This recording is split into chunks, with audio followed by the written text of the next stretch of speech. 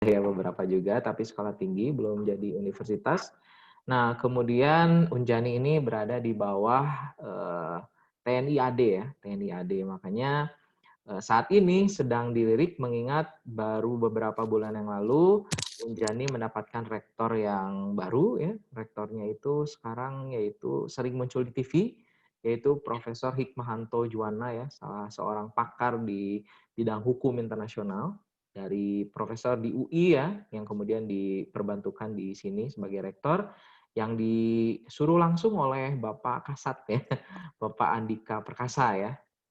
Jadi Pak Andika ini memang punya visi ya, berharap besar bahwa Unjani bisa menjadi kampus yang bernuansa militer nomor 1 di Indonesia ya. Harapannya seperti itu. Mirip kayak kampus yang ada di Amerika juga, milik TNI Angkatan Laut kalau tidak salah ya, Naval University kalau nggak salah ya.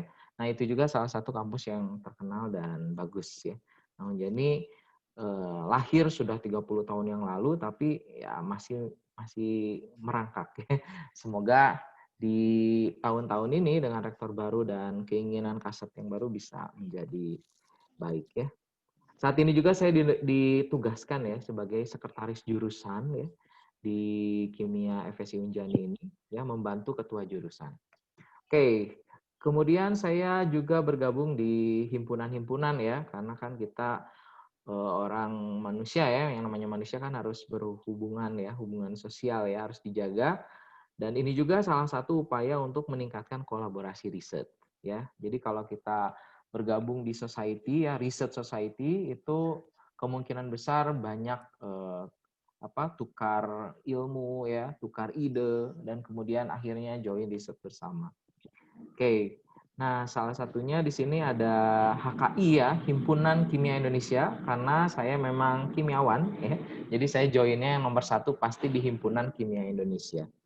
Kalau kalian orang-orang KIR ya joinnya di KIR Mitra ya, di asosiasi KIR gitu kan, si Indonesia. Kemudian di HKI saya ditugaskan juga sebagai koordinator Abdimas dan Jejaring HKI ya. Abdimas itu pengabdian kepada masyarakat ya. Kemudian saya Dewan Pengarah di PPSKI atau Perkumpulan Pengajar Sains Kimia Indonesia ya. Jadi ya ini guru-guru kimia ngumpulnya di sini ya. Kemudian staf ahli Indonesia Scientific Society ya, Pak Doni dan Pak Iwan.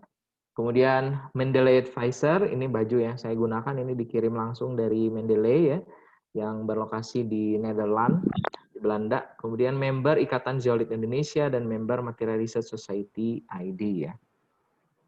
Kontribusi di jurnal ya, jurnal ini adalah salah satu tujuan akhir dari kalian melakukan riset ya.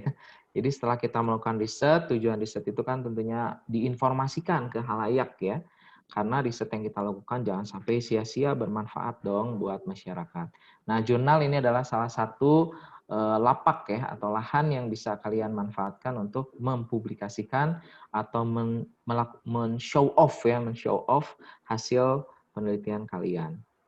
Oke, pengalaman dalam, nah inilah mirip kayak kalian ya, pengalaman dalam kelompok ilmiah remaja ya. Pada saat S1, waktu itu saya menjabat sebagai koordinator kelompok studi ilmiah. Nah, kelompok studi ilmiah ini sinonim dari kelompok ilmiah remaja ya, yaitu salah satu lembaga khusus di Himpunan Kimia FPB Pak UPI ya tahun 2007. Kemudian nah semenjak saya terlibat di KSI ini ya, kelompok studi ilmiah, nah di situ saya ditantang ya, bagaimana saya memberikan contoh bagi anggota ya.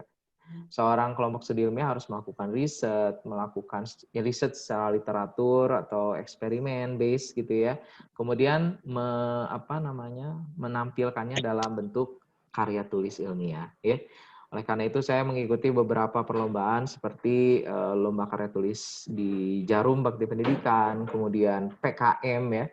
PKM itu salah satu ajang bergengsinya mahasiswa ya yang diadakan oleh Dikti ya. Dikti ya, Belmawa Dikti yang memang dikhususkan untuk meningkatkan kemampuan atau kreativitas ya dari para mahasiswa.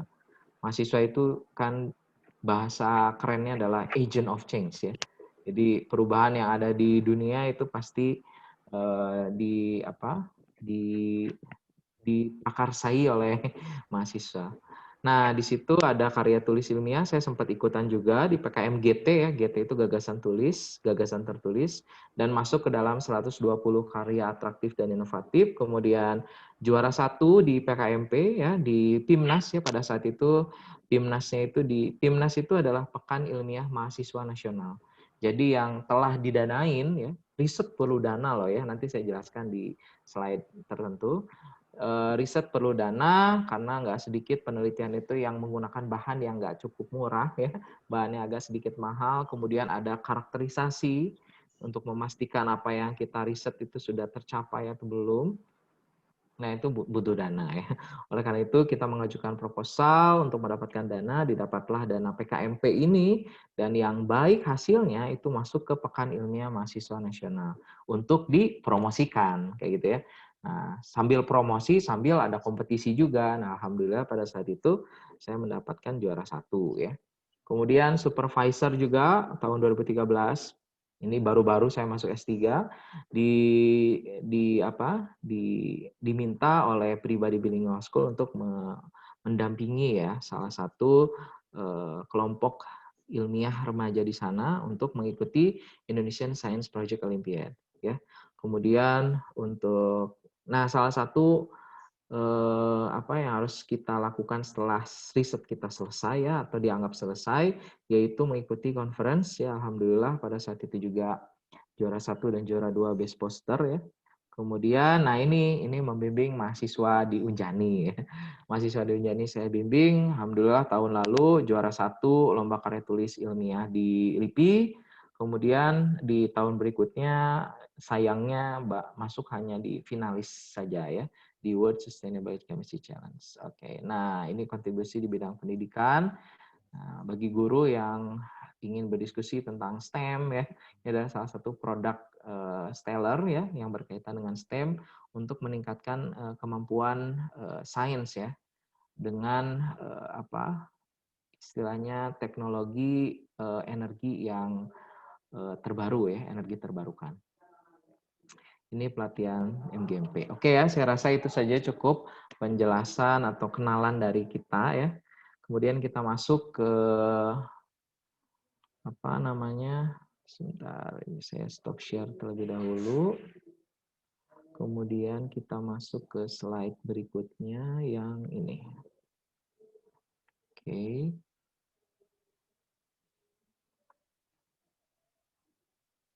Oke ya. Jadi ini sebenarnya hanya ya kalian sudah tahu mungkin ya riset itu tujuannya apa. Kemudian ya saya hanya memberikan gambaran saja bahwa goalnya riset itu apa. Kemudian bagaimana kita untuk selalu termotivasi ya melakukan riset ya riset. Karena kan nggak banyak orang yang ingin melakukan riset.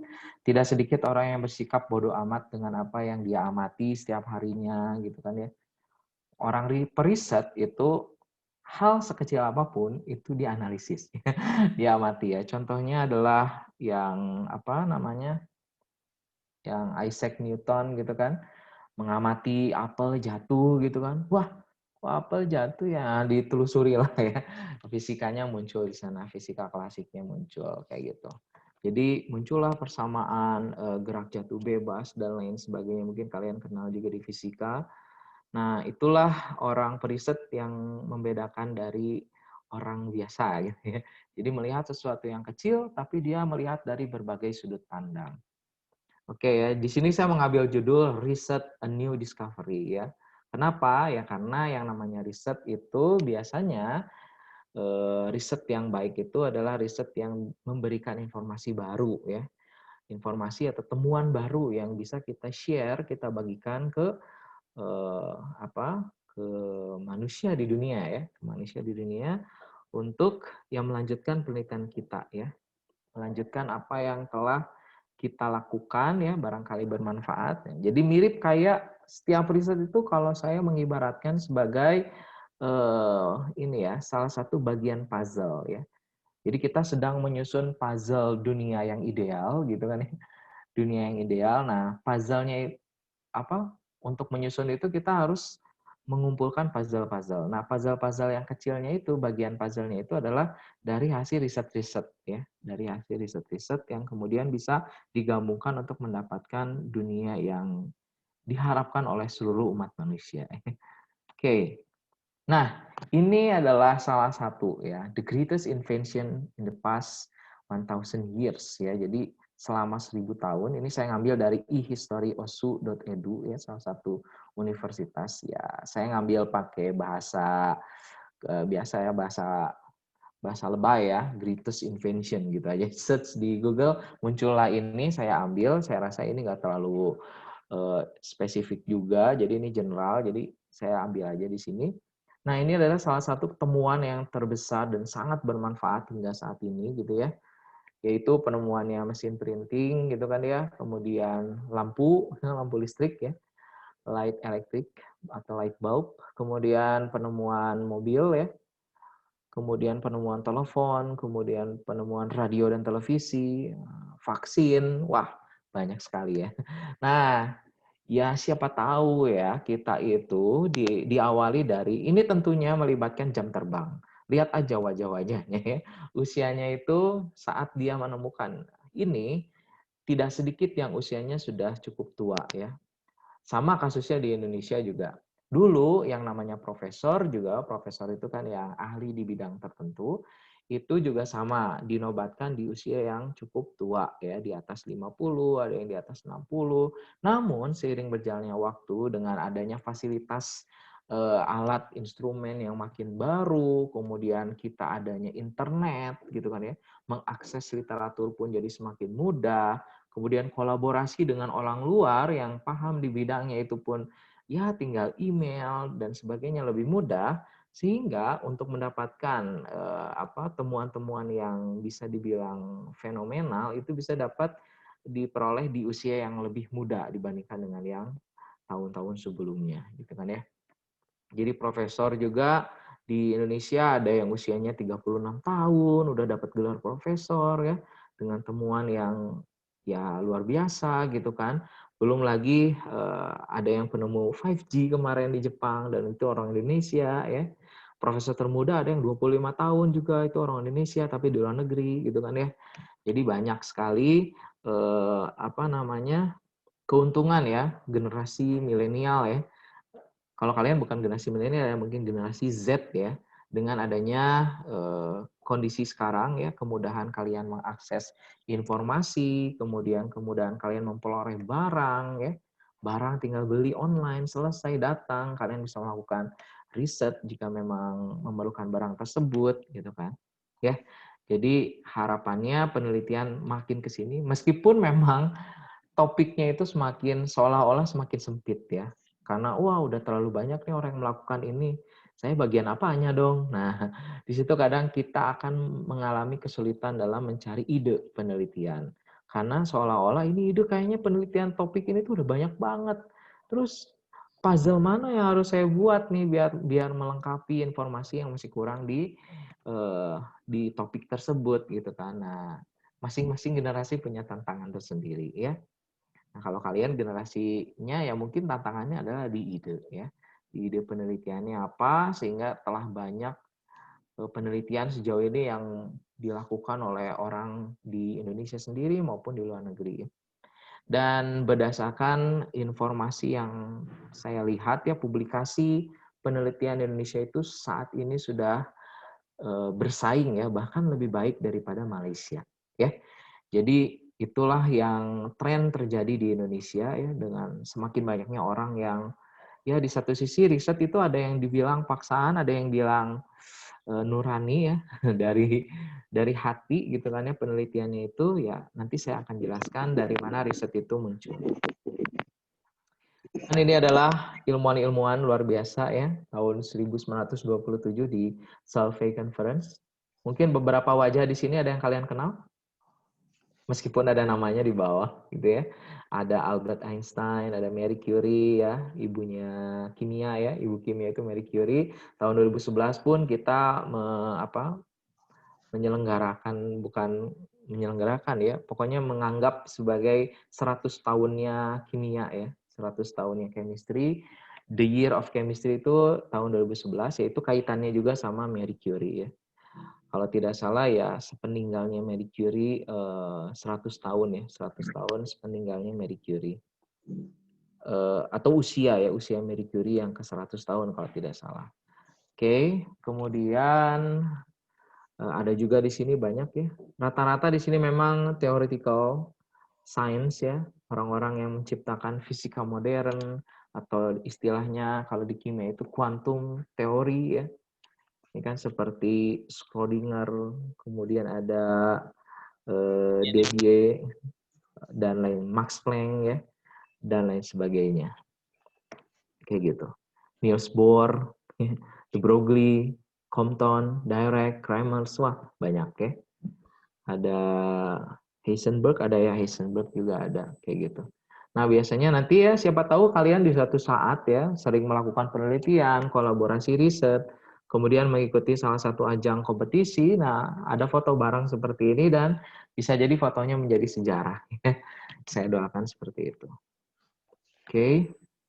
Dan ini adalah ilmuwan-ilmuwan yang ada di Indonesia ya, yang di scoring ya, di scoring itu diberikan ranking oleh Sinta ya. Sinta ini adalah salah satu delivering access to citation and expertise Indonesia. Jadi ini adalah salah satu bentuk ya, salah satu bentuk atau upaya Indonesia untuk merekap jumlah publikasi yang telah dihasilkan oleh ilmuwan tersebut dan juga apakah publikasi mereka itu bagus atau tidak ya dilihat dari jumlah rujukan terhadap publikasinya gitu ya. Nah di sini ada nomor 1 itu Pak Suharyo Sumowidodo, dia fisikawan di LIPI ya. Nah dia itu paling banyak artikelnya ya, dan paling banyak citasinya. Saat ini kalau saya lihat di salah satu lembaga pengindeks internasional yang bereputasi, kalian mungkin belum pernah dengar ya, namanya Scopus atau beberapa sudah dengar. Scopus ini memang search engine atau mesin penghitung kredibilitas suatu ilmuwan itu yang dibuat oleh Elsevier ya. Nah, Science Direct ya, Science Direct. Nah, ini Pak Suharyo Sumowidodo ini dia papernya atau artikelnya udah di atas 700. Jadi dia publikasinya sudah di atas 700. Tapi ada sesuatu yang unik yang nanti akan saya tunjukkan ya. Kemudian ada beberapa ilmuwan lain seperti Profesor Iggy Dewenten dari ITB yang kebetulan saya kenal. Ada almarhum Prof. Effendi, ini nomor 33. Beliau baru meninggal di bulan ini kalau tidak salah. Beliau juga salah satu 50 ya, top 50 dari peneliti atau ilmuwan di Indonesia. Kemudian ada Pak Asep Bayu, itu dosen UPI yang penelitiannya usianya masih muda, selisih 3 tahun dari saya, tapi penelitiannya udah luar biasa sekali. Kenapa bisa rata-rata orang di sini itu penelitian luar biasa? Tidak sedikit ada kontribusi dari luar negeri ya. Jadi dia collaboration risetnya sama luar. Biasanya dengan kolaborasi riset dengan luar, penelitian kita itu makin makin besar dan makin banyak diminati banyak orang. Karena dengan adanya kolaborasi kan meyakinkan pembaca bahwa ini riset gak main-main nih, yang ngerjain dari berbagai dunia misalkan. Begitupun dengan kalian, kalau kalian ingin melakukan penelitian yang ya istilahnya penelitiannya biasa aja, tapi ingin orang itu antusias membacanya ya dengan adanya kolaborasi itu bisa membantu ya. Nah, ini adalah Sinta. Jadi Sinta itu kemarin sempat diskusi apakah Sinta bisa diperoleh oleh kan kebanyakan di sini adalah peneliti murni ataupun dosen gitu ya. Apakah bisa oleh guru dan lain sebagainya? Nah, nanti kita coba diskusikan di part lain ya. Oke. Nah, kemudian berbicara tentang riset ya. Ini saya ngambil dari KBBI. Riset apa sih? Soalnya kan kelompok ilmiah remaja kan pasti ya kerjaannya ya salah satu atau kerjaan utamanya adalah melakukan penelitian ya. Melatih ya, sebenarnya bukan melakukan penelitian, melatih anggotanya untuk melakukan penelitian. Dengan penelitian kita itu akan menemukan masalah. Kemudian mengambil berbagai sumber yang kemudian kita ramu dan menghasilkan suatu solusi, ya kan? Ide gitu ya, ide atau jawaban dari permasalahan tersebut. Ya, berpikir kritis juga diasah di sini, ya. Nah, jadi riset berdasarkan Kamus Besar Bahasa Indonesia itu adalah penyelidikan atau penelitian suatu masalah secara bersistem, ya, kritis dan ilmiah untuk meningkatkan pengetahuan dan pengertian, ya. Jadi memang endingnya itu meningkatkan pengetahuan, ya. Artinya kita harus memberikan sesuatu yang baru dari hasil riset yang kita lakukan. Jangan sampai mengulang. Mengulang boleh for beginner, ya. Jadi kalau misalkan kita baru pemula, ya, baiknya mengulang dulu untuk memastikan bahwa kita sudah terampil, gitu kan ya. Bisa juga melakukan pengulangan ya dari penelitian yang sudah ada. Mendapatkan fakta yang baru, kemudian melakukan penafsiran yang lebih baik ya. Jadi barangkali ada teori yang lama yang saat ini mungkin dengan kondisi instrumen yang semakin canggih, teori yang lama bisa jadi kita tambahkan atau bahkan kita bisa ini ya, bisa apa namanya dihapus ya gara-gara penemuan yang baru ya. Seperti itu. Kemudian ada meriset dan juga ada periset. Periset itu adalah orang, ya kitanya yang melakukan penelitian. Oke, ini riset. Nah, inilah life circle-nya, ya. Jadi siklus kehidupannya dari orang, dari penelitian atau riset itu ya seperti ini ya. Berawal dari ide, ya. Kemudian kita, ya seperti biasa yang namanya riset, bisa sendiri, tapi agak sulit ya, soalnya riset biasanya melibatkan multidisiplin, otomatis kita memerlukan partners atau teman ya, teman riset, makanya seringkali di penelitian, di kompetisi ya kan, atau di penelitian yang ada di jurnal yang kalian baca, di artikel yang kalian baca, itu tidak sedikit kompetisi juga sama ya, dalam bentuk grup riset ya. Grup riset yang terdiri dari ketua dan juga anggota gitu ya. Multidisiplin itu lebih bagus. Kalau di kampus ya di level mahasiswa di PKM itu memang disarankan grupnya terdiri dari 3 orang, 3 orangnya pun ini harus berbeda angkatan ya. Jadi ada angkatan yang lebih muda. Tujuannya apa? Untuk regenerasi, melanjutkan penelitian. Karena penelitian itu pasti dari kesimpulan itu biasanya dilengkapi dengan saran. Nah, saran itu adalah langkah selanjutnya yang harus dilakukan itu apa, gitu ya. Jadi penelitian itu bisa dibilang ya tidak akan pernah berakhir ya, tidak ada garis batas akhirnya gitu kan, ya.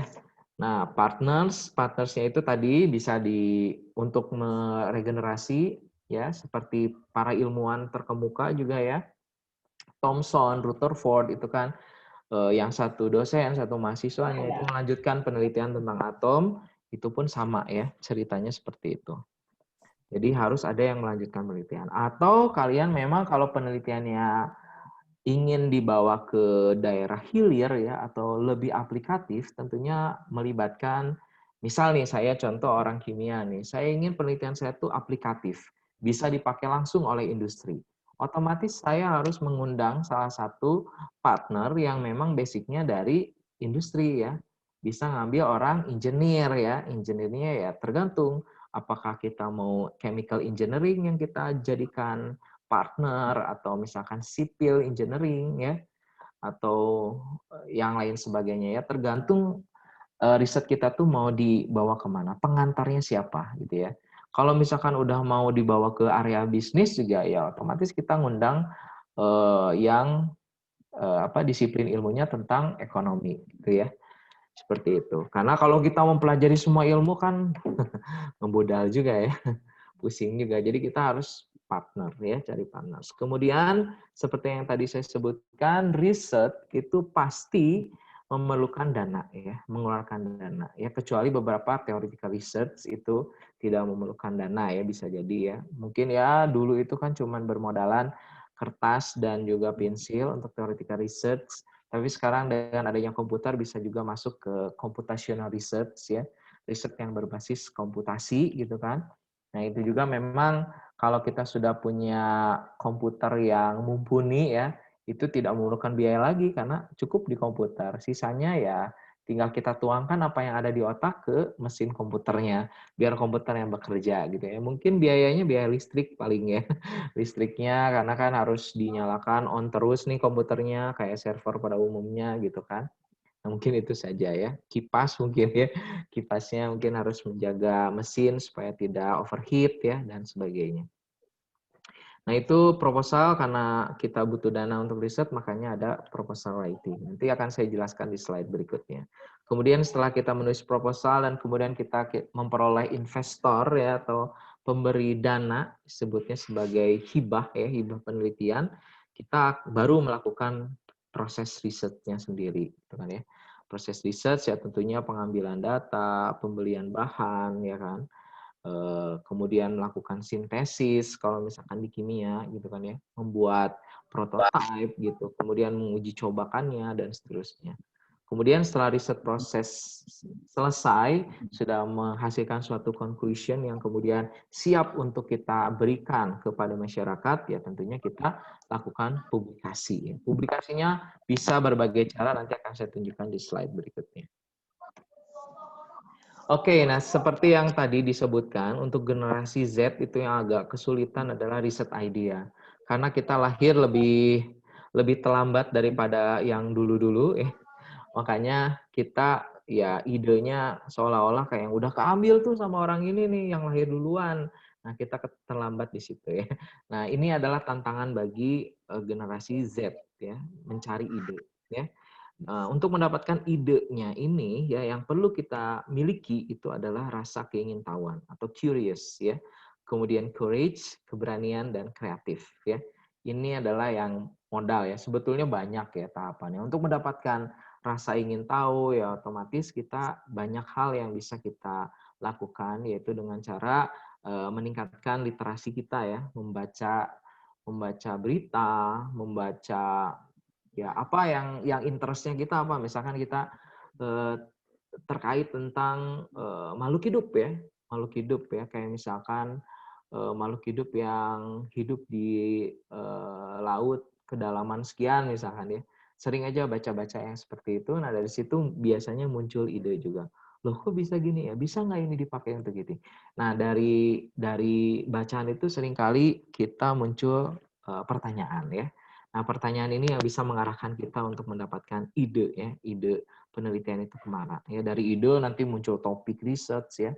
Ya, tahapannya memang panjang, ide ke topik, dari topik ke questions ya dan seterusnya. Nah, kemudian berani membuat ide gila ya. Jadi harus gak tanggung-tanggung ya.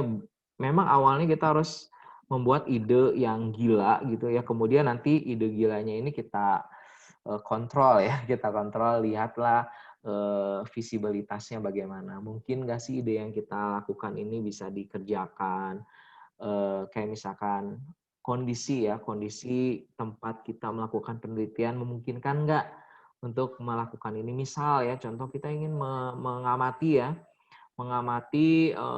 reaksi inti ya, tapi kita nggak punya reaktor nuklirnya gitu kan, percuma juga gitu kan. Atau misalkan bisa sih lokasi saya di Sarijadi deket tuh ke Taman Sari di Batan ya, tapi kan nggak semudah itu ya, nggak semudah Pak saya minjem dong reaktor nuklirnya mau nyobain ini ya. Harus banyak jalurnya ya, tapi masih memungkinkan ya, nggak apa-apa, ide gila harus keluar dulu ya. Kemudian harus kreatif ya, kreatif itu ya become different ya, menjadi mencari sesuatu yang beda ya, mencari sesuatu yang beda, yang unik gitu kan ya, yang belum pernah ada ditemukan oleh orang lain ya. Nah, bagaimana sih mengasahnya ya, atau bagaimana cara kita menemukan ide yang hebat itu seperti apa? Nah, ini ada quote dari ilmuwan fisikawan ya, Linus Pauling, itu the best way to have a good idea is to have lots of idea ya. Jadi cara terbaik untuk mendapatkan ide yang baik itu adalah ya perbanyak idenya gitu. Jadi kalian harus ada ide tulis, ada ide tulis. Nah, kalau orang periset itu ya harus punya notebook ya, notebook atau buku ide ya. Jadi semua ide yang muncul tiba-tiba ya dicatat ya, takutnya lupa. Ya, itu adalah salah satu upaya bagaimana menumbuhkan ide penelitian. Kemudian ya tadi ini research partner ya. Karena setelah kita punya ide, kadang ide yang kita usulkan itu memang kita belum tahu ilmunya sehingga kita memerlukan partner. partner ini yang bisa memberikan wawasan tambahan, yang bisa kita lakukan brainstorming bersama ya, tukar pikiran dan lain sebagainya. Karena kita nggak bisa sendiri tadi ya, waktunya terbatas ya, mungkin kan ya untuk di usia-usia seperti kalian, misalkan masih siswa, kan kalian tidak bisa riset pure gitu, pure riset kan nggak bisa, karena kalian masih ada tugas lah, harus ngerjain PowerPoint buat presentasi di kelas dan lain sebagainya. Jadi waktu untuk penelitian itu terbatas. Begitupun dengan saya ya, saya juga sama. Sebagai dosen saya ada 3 tugasnya nih. Ya, satu lagi ya menjabat tadi ya sebagai sekjur gitu ya. Tugas lainnya adalah ya pengabdian masyarakat, mengajar, dan ada penelitian gitu. Jadi waktu 8 jam di kampus ya kadang nggak sempat juga untuk meneliti ya. Kadang menelitinya baru baca-bacanya malam gitu kan ya, terbatas. Sehingga butuh kolaborasi. Makanya tidak sedikit profesor ataupun dosen ya ataupun ilmuwan itu melibatkan asisten riset ya. Karena ya tadi asisten riset itu saya ada idenya nih, tapi saya nggak bisa ngerjainnya nih karena waktunya sudah terbatas, belum lagi ngurusin keluarga ya. Nah, jadi seperti itu, riset partner. Nah, ini adalah salah satu jurnal yang saya ambil, jurnal terbarunya dari Pak Suharyo Sumowidagdo tadi ya, yang nomor 1 di Sinta. Lihat ini penulisnya nih, luar biasa ya, alfabetis ya, di abjad dari A sampai Z kayaknya ya. Jadi ini judulnya adalah Z Boson Production in PPB Collisions ya dan sebagainya. Nah, ini penulisnya banyak sekali. Acarya Adamova dari berbagai belahan dunia nih kayaknya nih ya.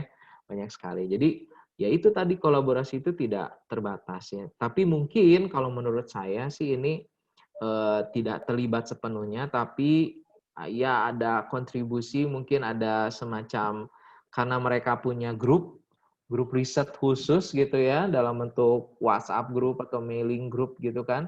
Nah, jadi mereka sekalinya nulis, di-share, coba komen dari semuanya. Nah, dari komentar itu karena sekalinya kita komen, oke, kamu ada kontribusinya di tulisan di tulisannya Acarya nih. Acarya ini adalah penulis pertama. Tentunya dia yang meramu dari awal sampai akhir penelitian ini gitu kan ya. Ya yang menulis artikelnya, melakukan sebagian besar penelitiannya juga biasanya penulis pertama. Nah, terus minta saran dari semua orang yang ada di sini, kemudian dimasukkanlah namanya. Nah, inilah yang disebut sebagai solidaritas di riset ya. Jadi kontribusi sekecil apapun di dalam tulisan dia anggap sebagai sesuatu yang ya udah kamu berkontribusi nih, ya saya masukkan kamu ke dalam paper saya gitu ya. Oke, kemudian ada riset proposal tadi ya. Tentunya riset proposal itu mencari hibah ya. Mencari dana, mencari pihak yang mau mendanai penelitian yang akan kita lakukan. Untuk Indonesia yang cukup banyak memberikan hibah, itu adalah Ristek Dikti ya. Jadi ini memberikan hibah buat mahasiswa, buat dosen, ya, untuk melakukan penelitian. Ada yang skalanya puluhan juta, ada yang sampai ratusan juta penelitiannya ya, didanai oleh Ristek Dikti. Kemudian ada LPDP dari DEPKE ya, Departemen Keuangan juga sama. Jadi katanya ada dana abadi ini kemudian bisa diputar untuk riset ya. Ini salah satunya adalah Rispro kalau nggak salah, ini biayanya bisa sampai miliaran ya. Tapi ya kalian mah belum sampai kali ya, masih siswa ya. Nah ini biasanya untuk yang sudah pure riset ya, jadi orang-orang yang sudah meneliti murni dan memiliki track record yang baik juga ya. Nah untuk beberapa mahasiswa mungkin ada beberapa kesempatan di Indofood Riset Nugraha. Ya, jadi ada beberapa industri terkemuka juga yang memang membuka secara lebar-lebar bagi yang ingin melakukan riset, kami danai gitu ya, dengan mengikuti kompetisi ya, kompetisi. Nah, biasanya untuk siswa itu kan kompetisi karya tulis ya. Artinya risetnya nggak dibiayain nih. Jadi hasilnya aja kalian apa, nah nanti kalau hasilnya bagus, kalian juga mempresentasikannya bagus, baru dikasih duit nih buat menggantiin lah gitu ya, ibaratnya gitu. Kalau Indofood, Riset Nugraha, ataupun Ristek, ataupun LPDP, kita ngusulin proposal dulu. Hasilnya belum ada ya, baru proposal risetnya dulu, Pokoknya saya ingin melakukan penelitian ini, hasilnya nanti akan seperti ini, ya, dugaannya akan seperti ini, targetnya seperti ini, dan ini bisa meningkatkan apa ya? Tentunya kalau publikasi itu bisa meningkatkan citra negara sendiri, ya. Ini adiknya mau. Ya, kemudian ada Asahi Guest Foundation ya. Jadi beberapa di sini juga saya pernah ikutan mencoba dan ada juga yang pernah dapat gitu kan ya. Dari Dikti ya sudah pernah, riset Nugraha juga dulu saya pernah ikut, cuman pada saat itu belum diberi kesempatan untuk mendapatkan hibahnya ya. Karena ya tadi pesaingnya cukup banyak ya. Pada saat itu seingat saya waktu Indofood Riset Nugraha, waktu saya mahasiswa itu ini memanfaatkan apa ya, pokoknya kaitannya dengan popok ya, popok bayi ya. Pada saat itu apa ya, CMC untuk popok bayi atau apa, lupa saya. Tapi saya pernah membuat proposal ke Indofood Riset Nugraha pada saat itu, cuman memang belum rezeki ya, nggak masalah ya. Jadi ya kadang kita rezeki di satu sisi, rezeki di satu lain mungkin milik orang lain ya dan sebagainya. Oke, nah kalau misalkan kalian ingin melihat lebih luas lagi opportunity funding yang bisa kalian peroleh, nah pada saat ini saya tunjukkan salah satu contoh saja ya. Ada kalian bisa join di salah satu grup Mendeley ya. Mendeley ini yang tadi pakaian yang saya pakai tadi ya. Jadi kalian join di situ. Nah, salah satu pilihannya adalah funding ya. Jadi di sini kalian bisa mencari atau yaitu discover ya berapa funding yang memungkinkan untuk kalian coba gitu kan ya. Meskipun saya sendiri sih belum sempat coba ya, karena ya yang di Indonesia aja masih banyak yang bisa kita coba gitu. Nah ini ada sekitar 21.000 kemungkinan yang bisa kita coba untuk mendapatkan funding riset ya. Kemudian kalian juga bisa masukkan topik tertentu yang spesifik gitu ya. Untuk mencari funding tersebut ya. Misalkan topiknya tentang medicinal ya, atau kesehatan ya. Kesehatan kalian masukin kata kuncinya, nanti muncul kira-kira funding mana yang fokus ke sana. Seperti Indofood Riset Nugraha, ini tentunya fokus risetnya ke pangan ya. Biasanya tidak terlalu ke IT ya, tapi lebih ke pangan ya, pangan. Kemudian, nah ini riset proses tentunya melibatkan yang kalian pun sudah kenal, yaitu scientific method atau metode ilmiah ya. Metode ilmiah ya sama berawal dari pertanyaan, question, kemudian hipotesis ya, kemudian doing your experiment, kemudian olah data ya, kemudian analisis dan kemudian report ya. Ya ini saya rasa tidak terlalu saya jelaskan lebih banyak ya, karena kalian pun pastinya sudah tahu. Nah ini publikasi, jadi setelah selesai, apa yang kita lakukan setelah riset kita beres? Ya tentunya kita harus show off ya, atau harus kita tunjukkan ke masyarakat bahwa riset kita itu ada gunanya nih. Salah satu upaya yang bisa kita lakukan biar cepat gitu kan ya, penyampaiannya itu dengan mengikuti kompetisi ya. Di kompetisi ini biasanya nanti ada publikasinya di media sosialnya, kemudian bisa langsung loncat dari kompetisi ke newspaper, misalkan juaranya nih dari sekolahan ini dengan judul penelitiannya ini gitu kan ya, dan dikasih penjelasan background ataupun gambaran sekilas tentang riset yang kalian lakukan. Jadi langsung loncat tuh competition ke newspapers ya, karena kalian menjuarainya ya. Tapi kalau nggak juara biasanya nggak masuk ke koran ya. Jadi ke koran dulu baru. Seperti yang saya ceritakan di profil saya waktu saya mendapat juara 1 di Pimnas juga ya sama ya. Dari kompetisi tadi masuk koran ya, koran pikiran rakyat pada saat itu ya. Nggak sedikit ya. Jadi kalau kalian juara di competition riset itu masuk ke koran. Meskipun itu risetnya belum dipublikasikan ya. Tapi ya udah nggak apa-apa lah ya. Yang penting bermanfaat bagi masyarakat gitu ya.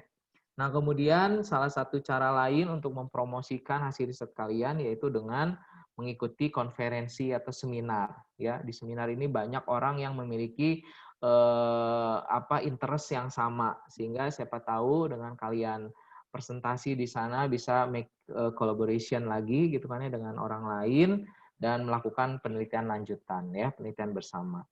Nah, kemudian selain conference juga bisa memasukkan ke tadi jurnal ya. Jurnal ini ya itu tadi seluruh hasil riset atau report dari riset itu masuknya ke sini. Nanti dipakai oleh penerus kalian ya. Sebagai heritage juga buat kalian ya. Jadi ibaratnya kalau kalian sudah nulis jurnal ya kemudian kalian meninggal gitu kan ya. Nah, tulisan itu tetap ada dan siapapun orang yang akan merujuknya ya kalau di kita sesama muslim itu kan disebutnya sebagai sholawat ya. Sholawat kepada orang yang memberikan informasi baik buat si pembaca gitu. Nah, biasanya tidak sedikit juga dari jurnal-jurnal kemudian dimasukkan ke newspaper, ya. Banyak sekali newspaper yang mengambil referensinya dari jurnal. Jadi misalkan ada peneliti yang telah mempublikasikannya di jurnal ini, menemukan tentang vaksin corona misalkan ya. Nah, itu dituangkan oleh reporter dari koran tersebut ya dengan mencuplik itu. Nah, seringkali seperti itu. Tapi kalau riset kita masih di keep ya, belum dipublish, ya bagaimana bisa tahu tuh reporter ya? Reporter itu taunya dari yang sudah dipublish sebelumnya yang kemudian mereka rujuk. Kayak gitu. Dan itu tentunya bisa bermanfaat ya. Setelah dibaca biasanya tidak sedikit juga orang yang membaca kemudian tertarik mengkontak kita via email ataupun sebagainya untuk melakukan riset bersama atau meminta pendapat ya paling tidak ya opini dari kita yang telah melakukan riset lebih dulu. Nah, kemudian ini terakhir ya, bagaimana kita untuk senantiasa termotivasi dalam melakukan riset. Nah, tentu saja riset ya, saya pun sama ya. Kenapa banyak sekali untuk di mahasiswa ya. Mahasiswa itu S1, S2, S3 itu endingnya adalah melakukan riset. Tidak sedikit yang lulusnya terlambat itu akibat dari risetnya ya. Jadi riset ini tidak seperti setelah riset langsung sesuai dengan harapan hasilnya. Tidak ya. Jadi riset itu selalu ada gagalnya dulu. Bahkan gagalnya kadang nggak sekali, bisa 2 kali, bisa 3 kali. Dan itu akan ya seolah-olah wasting time, tapi sebetulnya ada hikmah di balik itu. Ya.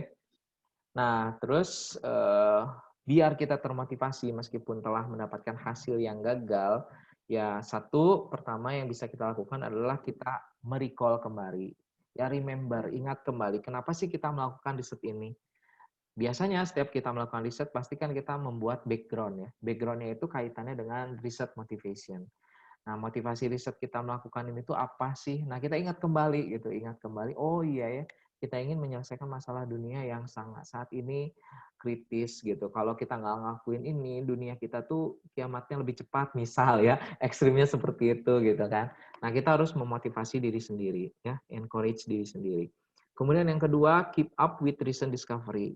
Sering membaca jurnal ya, jurnal yang terkait dengan interest kita. Jadi kalau kita membaca jurnal yang kaitannya sama dengan yang kita lakukan, biasanya kita akan termotivasi, aduh orang udah sampai sini nih, aduh gimana nih, ayo kita riset lagi nih. Tanggung nih, kayaknya mereka itu belum menemukan bagian yang sedang saya riset ini nih. Puzzle yang mereka cari itu ternyata ada di saya gitu misalkan ya. Karena riset itu ada state of the art-nya ya. Posisinya ada di mana sih riset sekarang? Nah, kita tuh ada di sebelah mananya untuk melengkapi puzzle tersebut. Kemudian yang ketiga, take small steps and reward yourself. Ya, tadi setiap pencapaian kita harus beri penghargaan pada diri sendiri ya. Jangan sampai kerja terlalu lelah gitu, tapi kita nggak nge-reward ya. Jadi nggak sedikit nih pengalaman saya di Korea pada saat itu, profesornya itu kalau menemukan sesuatu data yang luar biasa, wow, this is ya amazing ya, bagus gitu kan datanya ini bisa masuk ke jurnal yang terkemuka. Karena misalkan karena saya risetnya tentang sel bahan bakar nih, sel bahan bakarnya itu kan ada satu targetan yaitu power density-nya. Power density-nya itu udah di atas 1 miliwatt nih per sentimeter. Wow, keren nih. Padahal kita menggunakan bahan yang sederhana. Oke, langsung malam-malamnya minum-minum ya. Minum-minum ya, tapi saya nggak ikutan ya. Minum-minum, ya menghargai bahwa kita telah mencapai satu step, one step closer gitu kan ya, one step closer untuk mendapatkan target besar kita gitu. Kemudian yang keempat ya, berharaplah kepada sesuatu yang cacat ya, atau tidak sempurna. Karena yang namanya riset pasti tidak sempurna ya. Kalau berharap ke yang sempurna sih ya kita akan lebih mudah ininya ya, apa namanya? dismotivate ya. Jadi tidak termotivasi gitu ya. Karena kita terlalu berharap kesempurnaan. Misalkan sekali sintesis langsung jadi kan enggak gitu ya. Pasti mendapatkan sesuatu yang tidak sempurna. Tapi kalau kita punya sudut pandang yang lain, itu data yang tidak sempurna itu bisa menjadi bahasan yang menarik. Terkadang seperti itu. Jadi tidak ada riset yang tidak berhasil. Riset yang tidak berhasil pun bisa kita bahas untuk mengungkap fenomena yang dasar atau fundamental ya.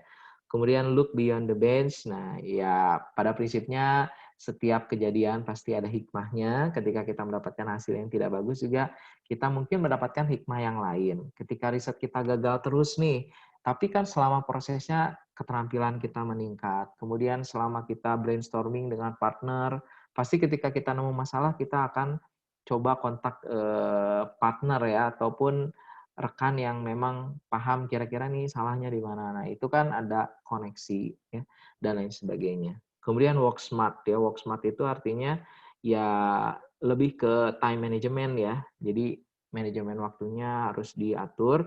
Jangan sampai riset kadang memang membuat kita tuh menjadi lost control ya.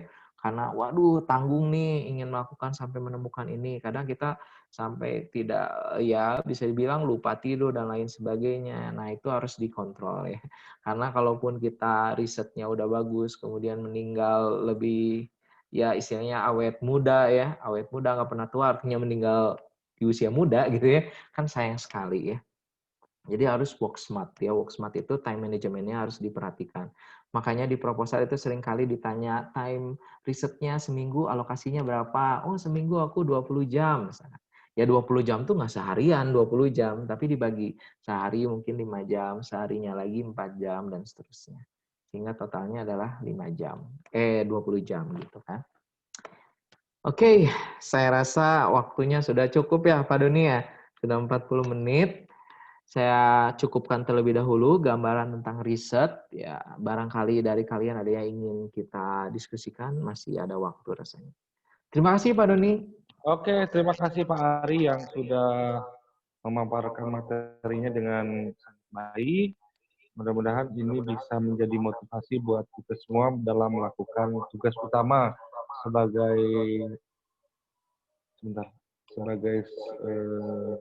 anak kir ya. Kir.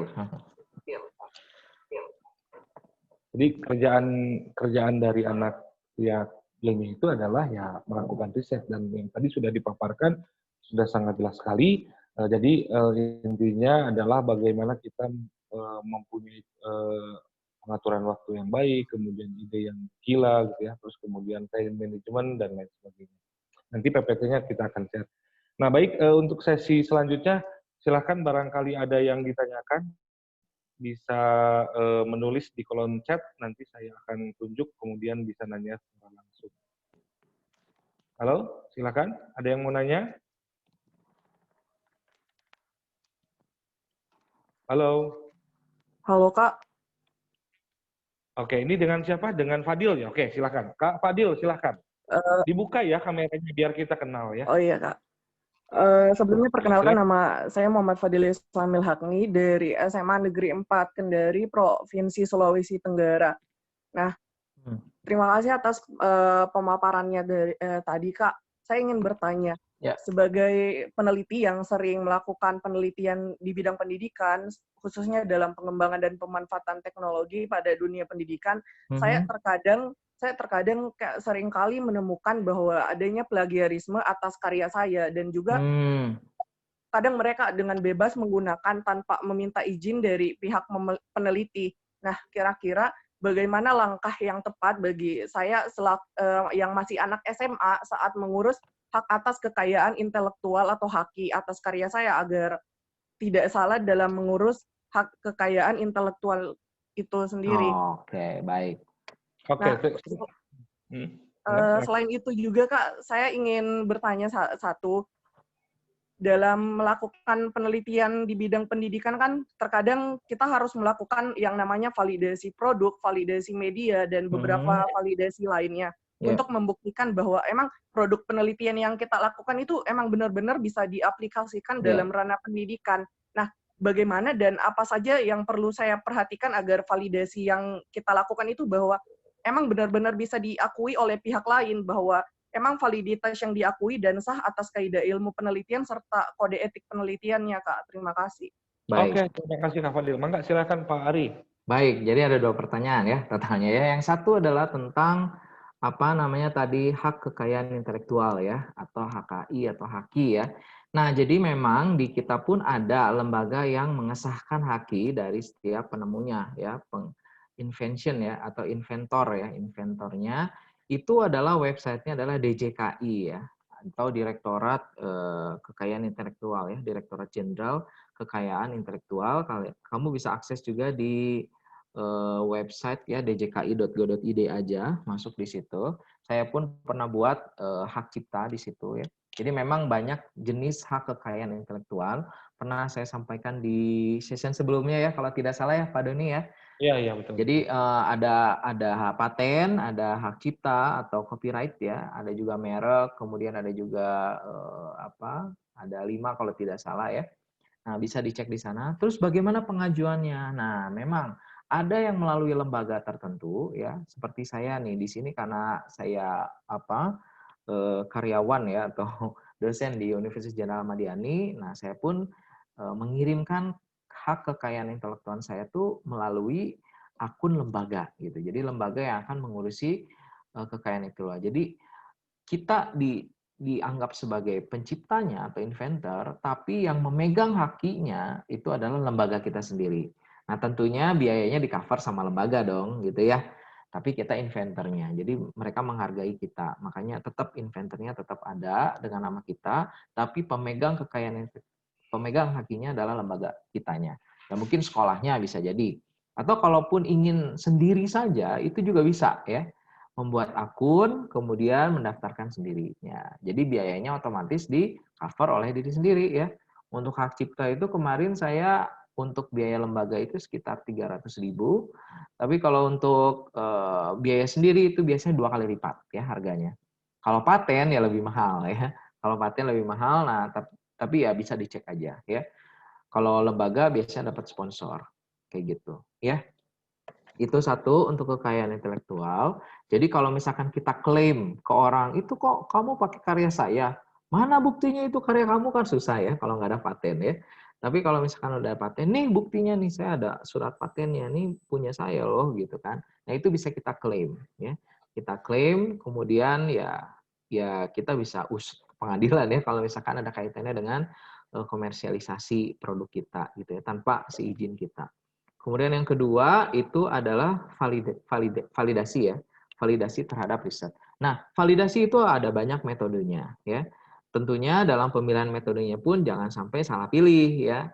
Karena untuk meyakinkan konsumen nantinya atau pengguna ya, pengguna yang akan menggunakan aplikasi yang kita buat gitu. Jadi metode validasi memang itu penting sekali. Nah, kamu bisa based on riset literasi ya, baca dari buku-buku atau jurnal-jurnal sih lebih tepatnya ya, jurnal, atau bisa diskusi dengan ya yang sering melakukan validasi pendidikan ya.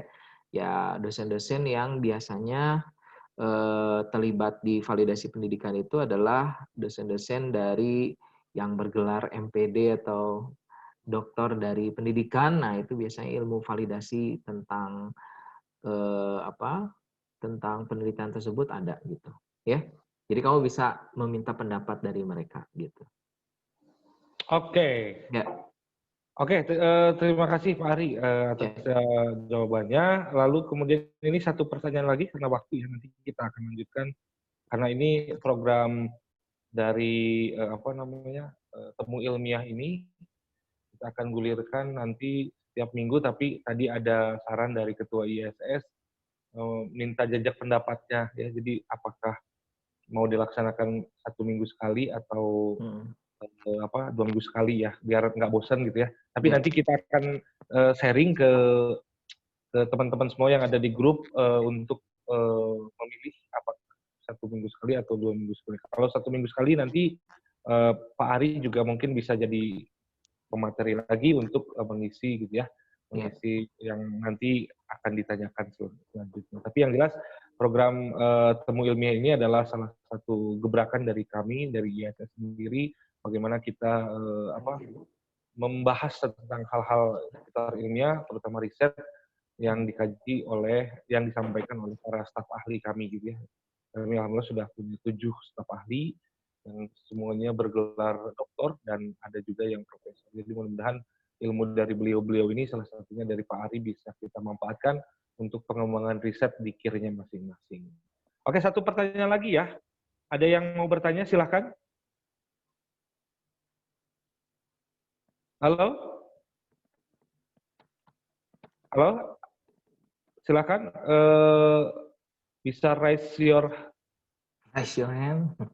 Yes, Oke. Ada lagi pertanyaan? Halo?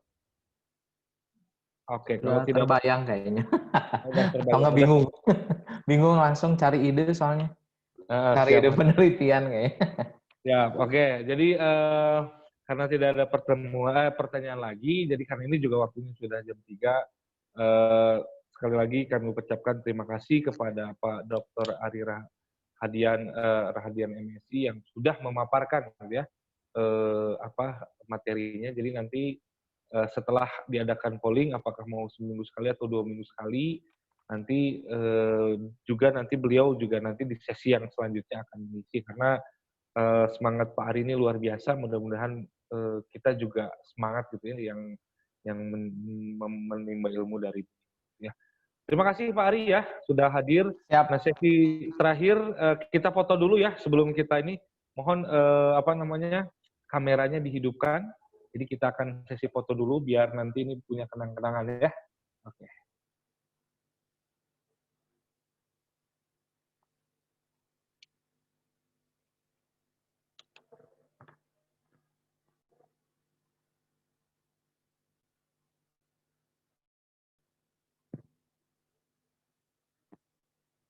Oke, siap?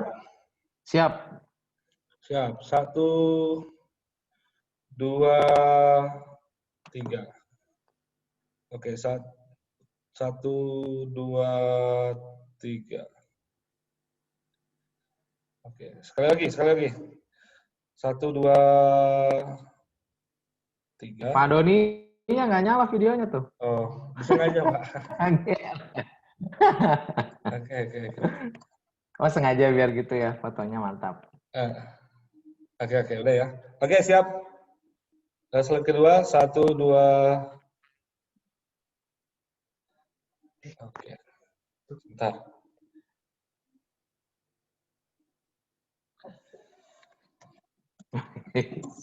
Oke, baik. Waktunya juga sudah jam 3. Terima kasih atas kehadiran teman-teman. Kita akan berjumpa lagi di Temu Ilmiah. Yang merupakan program bersama KIR. Jadi nanti seiring waktu kita akan coba untuk menggulirkan program yang lain. Tapi yang jelas KIR Mitra ini kita akan konsisten terlebih dahulu. Jadi rutin dilaksanakan sehingga nanti ketika sudah dirasa mantap, teman-teman punya ide untuk meneliti, kemudian silakan bisa dikonsultasikan ke Pak Ari atau yang lain atau ya. Sekali lagi terima kasih atas partisipasinya dalam Temu Ilmiah yang kedua ini. Mudah-mudahan bermanfaat dan terima kasih Pak Ari untuk informasi-informasi akan disampaikan di grup. Mudah-mudahan nanti bagi teman-teman yang masih belum bisa bergabung gitu ya, karena KIR Mitra ini kita alhamdulillah banyak minatnya dan akan kita buka lagi di gelombang kedua ya. Dan bermanfaat. Terima kasih. Saya tutup. Assalamualaikum warahmatullahi wabarakatuh. Terima kasih Pak Ari dan teman-teman sama-sama Pak Doni. Iya. Sawang Suna. Semangat terus teman-teman di sini ya. Saya izin live duluan. Oke, silakan Pak Ari. Siap. Assalamualaikum. Salam. Terima kasih semuanya ya.